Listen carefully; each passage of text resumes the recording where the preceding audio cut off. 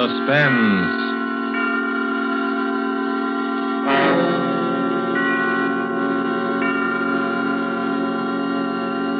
This is the Man in Black, here again to introduce Columbia's program, Suspense. Tonight, in one of her rare radio appearances, we bring you a star who has occupied a unique place in the affections of moviegoers ever since the screen first became of age, Miss Lillian Gish. Appearing with Miss Gish are two distinguished players, Mr. Ray Collins of the Metro-Goldwyn-Mayer fold, whose current release is Thousands Cheer, and Mr. Bramwell Fletcher, who has ornamented many a stage and film success.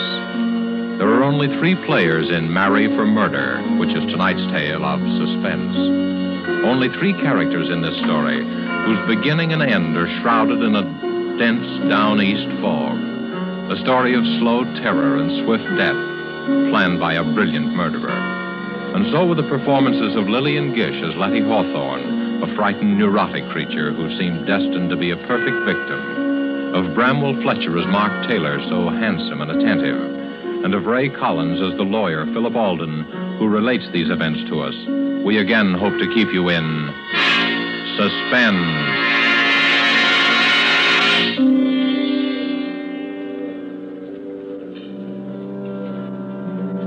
I used to love the sound of foghorns on the bay, especially at night when I sat before the fire. Let their lonely wail weave a contrast between my snug comfort and the gray immensity outside. But I've lost my taste for them now. Lost it on the night I heard them moan a dirge of death.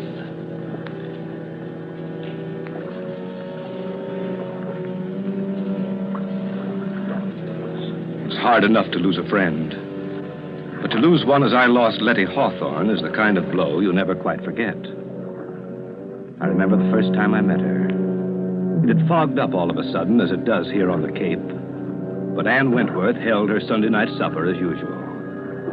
Letty was the only stranger there, a newcomer to the Cape. I looked at her and thought she'd be an attractive woman if she only didn't flutter so much.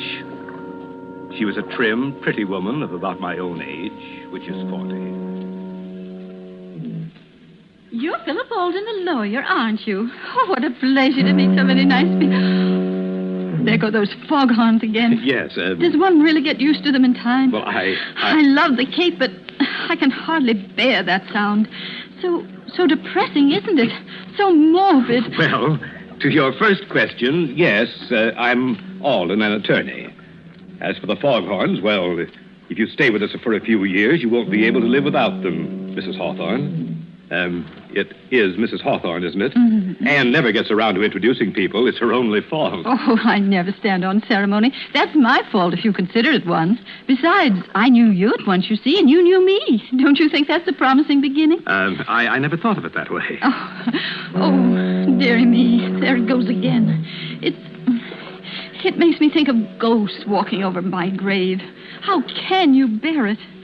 They do serve a very important purpose, you know. Oh, I suppose they do, but they give me the shudders. As a matter of fact, I find them comforting. I made Jane Hart promise to stay with me tonight if the fog doesn't lift. I daren't be alone. You see, I'm still a bit nervous. Oh? I've been ill, you know, and the doctor prescribed complete rest and quiet. I see. That's why I came up here. Well, you'll find what you're looking for here, I'm sure. Oh, do you think so? I do hope I will. My nerves are simply shattered. Mr. Hawthorne's death, you see. Such a tragedy. I'm terribly sorry. You see, it happened so suddenly. I can't quite believe Can that. I get you some of Anne's cider cup? That's one of our Sunday night features. Oh, thank you. That would be so nice. It's such a comfort to have a man take care of one again. You make me feel so protected. I know we're going to be great friends, aren't we?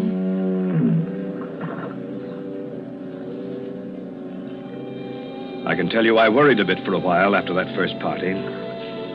Letty Hawthorne was a charming woman, a bit fluttery, as I said, but still attractive and rather pathetic. I was afraid she was setting her cap for me.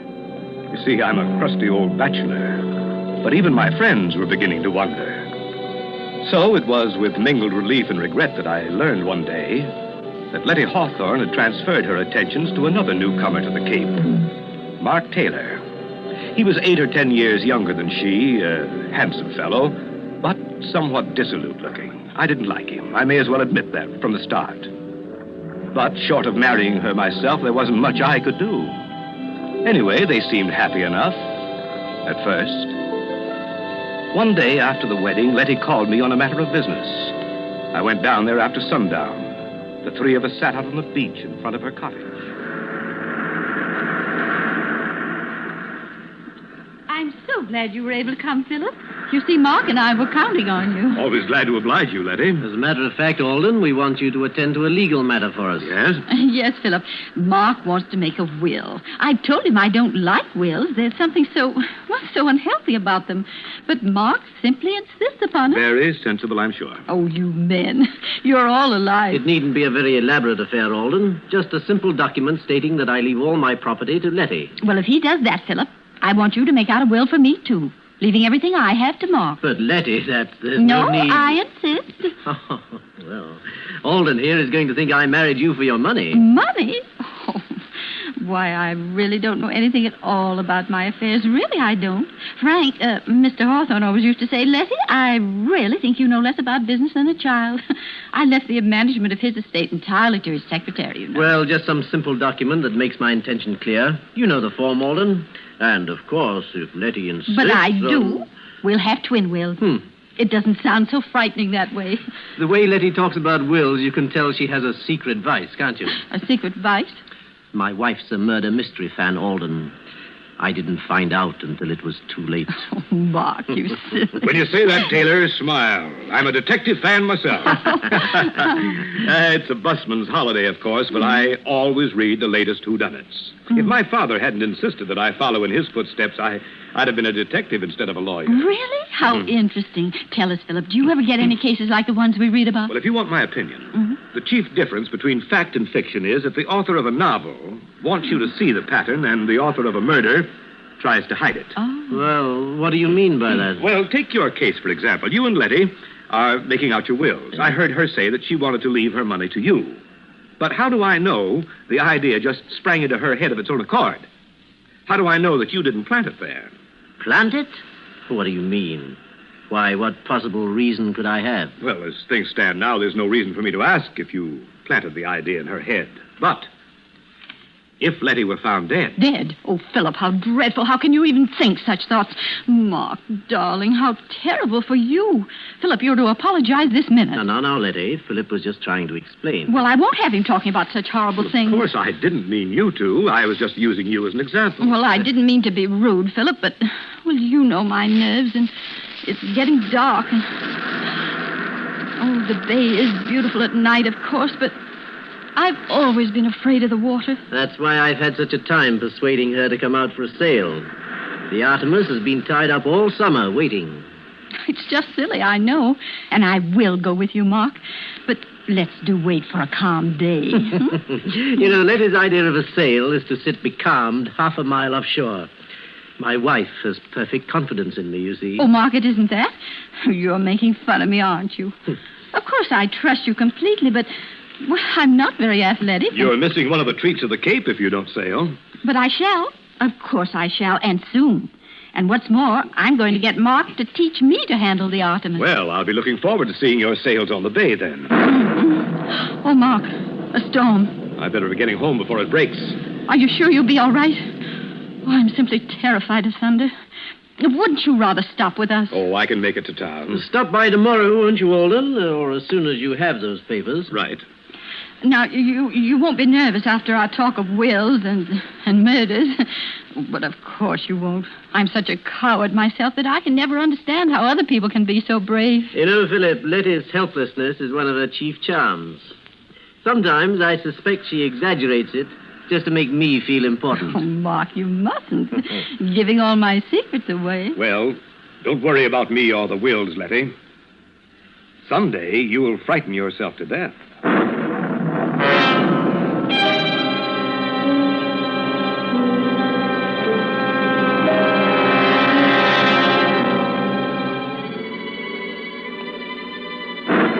There was little enough for me to go by. But gradually I found myself worrying about Letty and Mark. They didn't seem to be hitting it off. Oh, on the surface, everything was smooth. But I was haunted by a premonition of what I didn't know. It was only a nameless dread of something, some undercurrent of feeling. Letty's nerves were getting no better. In fact, she seemed more tense, more frightened than ever. Yet she was making an effort to meet Mark halfway. Many times I saw them out sailing. Only when Letty returned after a day on the water, she seemed pinched and white. While Mark appeared to be glowing with vitality, Letty grew paler and more distracted. I realized suddenly that she was a middle-aged woman. One day in town, I met them in the general store. They'd been quarreling. But I tell you, Mark, you're just imagining it. I hate to have that stuff around, as you very well know. You read all kinds of stories about the way it gets mixed up in food. Oh, nonsense. Well, I'm sure there aren't any rats around the boathouse. I'd know if there were. I'm simply terrified of them. But I can't bear thinking of having poison around. Why, I'd be worried all the time. Oh, Letty, for heaven's sake, stop being childish. I didn't put traps around because you didn't want them. Now that I'm trying to get rid of them in another way, you make a scene. I don't see why we have to go into a 3-act tragedy just because I want to buy some rat poison. Hello, you two. Oh, hello, Alden. Why, Philip, how nice to see you. Mark and I were just doing a little shopping. Philip, will you do me a favor? Hmm? Will you please reason with Letty and try to get some sense into her head? Say, wait a minute. This sounds serious. Well, it isn't really. But, Philip, you know my nerves and the way things upset me, and Mark just doesn't understand. Oh, I know I'm just a silly woman, but the doctor says I have to be humored. And now Mark is so unreasonable, and it's such a little thing. Of course, it's a little thing, and that's why I can't understand your attitude. Now, look here, Philip. The boathouse is infested with rats. Wouldn't you say the obvious course of action would be to get rid of them? Why, of course. But poison, rat poison. Oh, Philip, don't you see how horrible it is? I mean, accidents do happen. I've always hated to have anything like that around just in case. I've heard of children eating this stuff by accident. But you two people can take care of yourselves. Frankly, Letty, I think you're making a fuss over nothing. Yes, that's right, Philip. That's just what I told her. Well, very well then. But if I'm found dead, I hope you realize you'll both be under suspicion.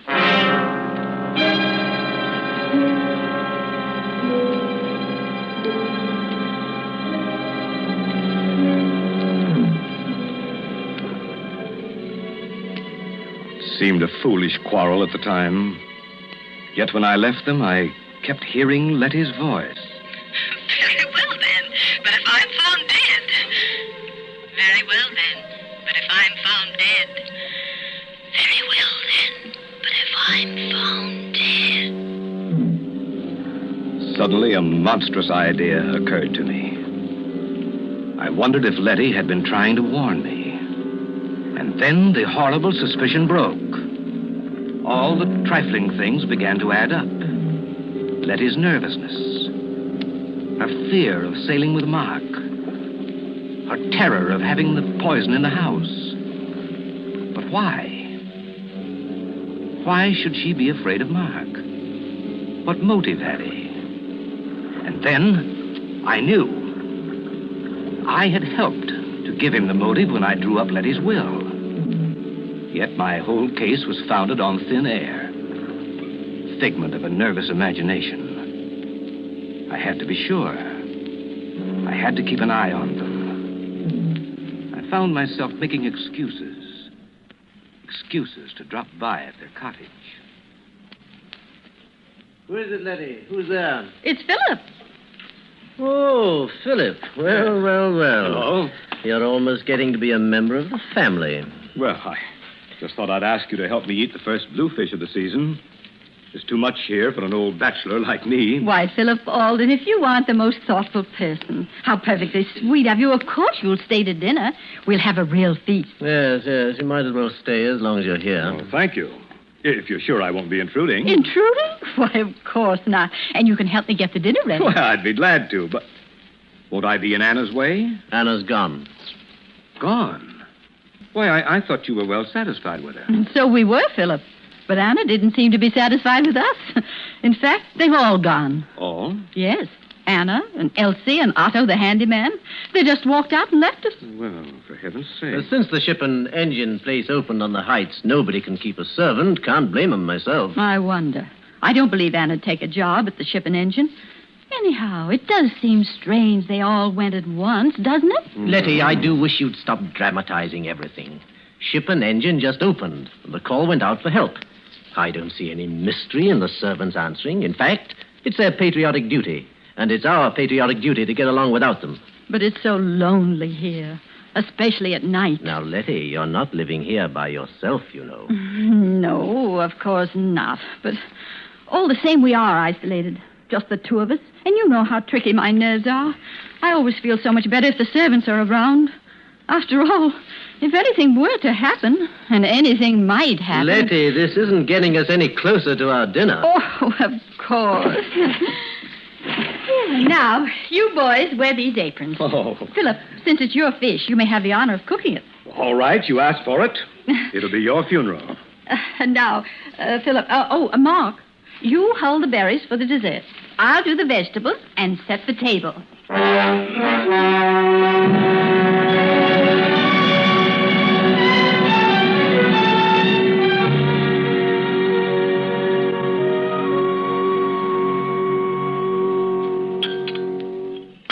Well, for a seasoned bachelor, this dinner's a rare treat, Letty. Oh, I'm so glad you enjoyed it, Philip.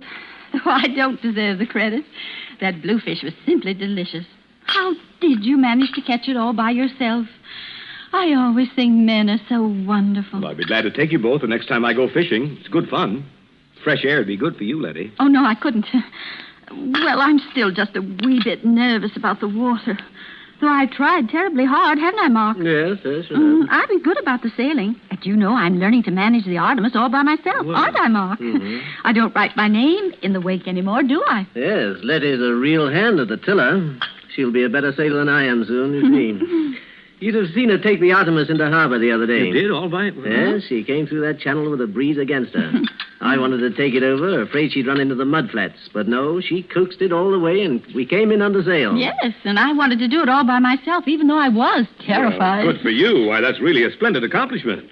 I've been negotiating the harbor for years, but I confess that I have trouble every now and then.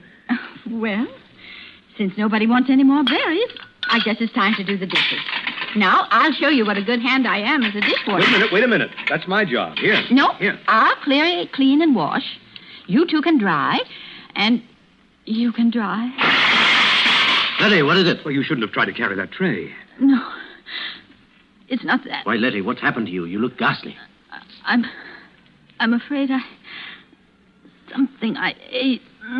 Here, you better lie down. Oh, I'll carry her upstairs. Get a doctor, will you? I'm afraid, Mark. I'm afraid I've been poisoned.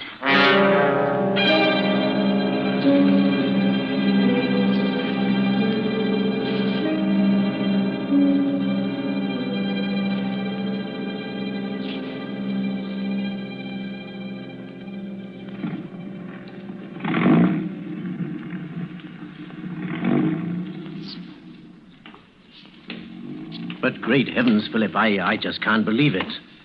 Arsenic, poisoning? Do you think Dr. Potter knows what he's talking about? I'm sure he does. Of course, we can't be sure till the tests are made, but I don't see. I don't understand. It's not very hard to understand. Letty ate arsenic. How or where she got it, we don't know, but it's not difficult to guess. But we all ate the same meal, you and I and she. Why, good Lord, Philip. Do you think we're poisoned, too? I feel perfectly all right. You appear to be comfortable. I think we'd feel it by now. But then how on Let's earth be did she... perfectly logical about it. We all ate the bluefish. Yes. I prepared it. We all had potatoes and string beans. Letty cooked those. Yes. Then we all ate strawberries. You prepared them. Why... Now, the fish and the vegetables were all served in large platters, and each one of us helped ourselves. Therefore, if any poison were in the food, we'd all be sick. But the strawberries, Mark... See here, Alden, are you suggesting... Wait a minute. We're just following this through logically. The strawberries were put on the table in separate dishes. The poison could have been slipped into Letty's plate. in the kitchen. Alden, you have no right to accuse me of this. Why, you're fixing up a case against me. I'm doing nothing of the sort. In any event, I think you might worry less about your own skin and more about Letty. Thanks. I think I can take care of my own wife. Nevertheless, I suggest you get someone to help you. I'm perfectly well able to nurse her myself. If I were you, I'd have someone else as well. I'll send Mrs. Halstead over from town. She's an experienced practical nurse. What I've always appreciated about you, Philip, is the way you mind your own business. I'll be going now. Mrs. Halstead will be along as soon as I can get her.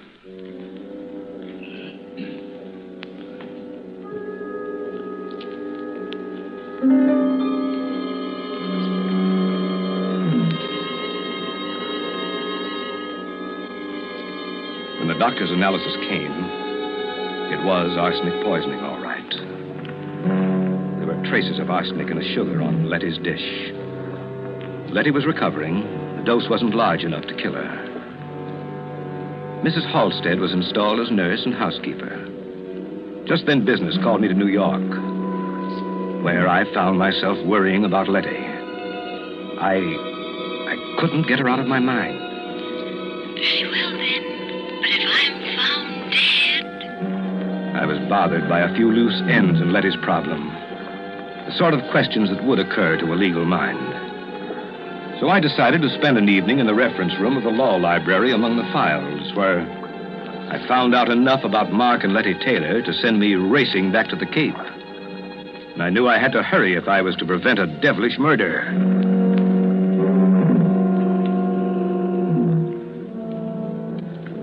It was one of those dull gray afternoons when I arrived at the station. Fog was so thick over the bay that it seemed to cloud the whole town. Cold fear gripped me. Letty and Mark, I learned, had left at dawn for a weekend sail. I could picture them. Murderer and victim. Shrouded in the gray veils of the fog. Drifting. Waiting. While the foghorns cawed a hoarse warning of murder. So, I was too late. The trap was sprung. With my newly gained insight into the affairs of Letty and Mark, I could have averted the tragedy, but I was too late. Or was I? If only they hadn't really left for that sail. I took the chance. Feeling my way along the Cape Road, I reached the Taylor cottage. Nobody was there. Then I heard noises in the boathouse. I crept down the slope and listened.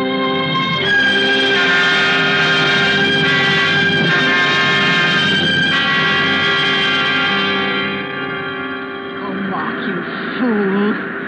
Philip Alden will be sure you planned to murder me for my money. I saw the suspicion dawn in his mind that day we made out our twin wills. I saw it grow when our scene in the general store and you brought the rat poison. And that night when I was taken ill, he was sure. Do you hear me? Sure. You wanted to teach me to sail the Artemis. Thought I was afraid of the water. Well, Mark Taylor, when your body drifts to shore, Philip Alden will swear that only an accident prevented you from murdering me. What fools you men are. Aren't you? Aren't you? Why wouldn't you like to answer me, Mark? Don't you wish you could talk to me again? To your helpless little Letty. But you can't, can you? Dead men can't talk, can they? But they say that in the instant of dying, a man can understand many things. Did you understand, Mark? But how could you? You are really a stupid man, Mark. Didn't you ever wonder about my former husband and his tragic death? Didn't you ever want to know about Frank Hawthorne? He did. At the very end, he wondered about his predecessor, George Martin. Strange how both died in a yachting accident, isn't it? Frank died off the coast of California. And George was drowned in the Gulf of Mexico. And now you, Mark. Your body will be found someplace along the Cape here, I suppose. Oh, what bad luck I've had with my husbands. But how thoughtful all of you were to leave me your property. Too bad I'm such an extravagant widow, isn't it? For I do run through money. I wasn't lying about that. Oh, dear, I wish you could help me get your body to the Artemis. If only you hadn't insisted on turning back when the fog rose. I could have killed you so much more neatly. A sudden gust of wind while I was at the wheel, and the Artemis jibes, and the boom catches you, and off you go to the bottom of the sea. But now, I've got to lug you back on board and pitch you overboard somewhere. It was really inconsiderate, Mark, to make me kill you in the boathouse here. You won't have to drag the body aboard, Letty. Oh, Philip, I'm so glad you've come. Are you, Letty? Something dreadful's happened to Mark. I'm so upset I hardly know how to tell you. Oh, Philip, I think I've... You needn't pull a phony feint this time, Letty. I fell for it before when you made me think that Mark had poisoned you. That is, almost. Why, what do you mean, Philip? That was a little too smart, Letty, that poison scene. Because when I left you, I wondered about two things. Why anyone should be foolish enough to attempt that type of murder before an audience, and why, having attempted it, he should fail to make the dose large enough. Why, I don't know what you're talking about. I think you do. You see, while I was in New York, I took the trouble to look up a few matters that were bothering me. And I found the newspaper clippings of your two previous, shall we say, accidents. Oh, Philip, isn't it dreadful? Still pretending. You're a clever woman, Letty, but I overheard you just now. You'll never prove anything. I think I will. You see, I found the motive, too. It was marry for money, marry for murder, wasn't it? I wouldn't try to run away, Letty. I brought a gun. You're coming with me to the police station. Don't wonder that you hate the sound of foghorns, Letty Taylor. You've spoiled them for me, too.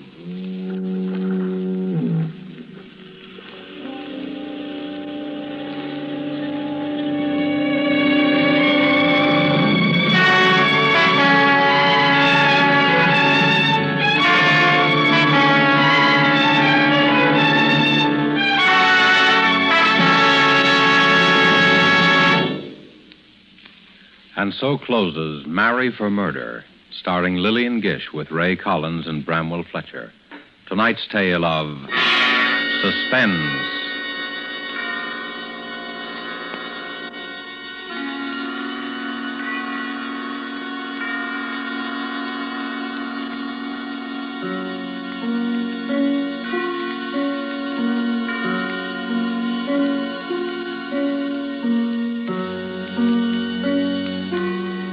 This is your narrator, the man in black, who conveys to you Columbia's invitation to spend this half hour in suspense with us again next week, same time, when Virginia Bruce and John Loder will star in the Dorothy B. Hughes suspense thriller, The Cross-Eyed Bear. The producer of these broadcasts is William Spear, who, with Ted Bliss, the director, Bernard Herrmann and Lucien Marowik, conductor and composer, and Walker T. Field, the author, collaborated on tonight's Suspense.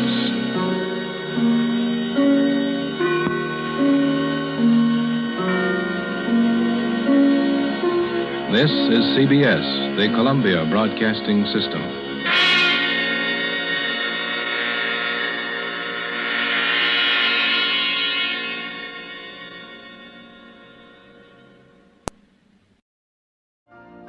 You've been listening to the OTR Gold Network. Find more classic radio at otrgold.com.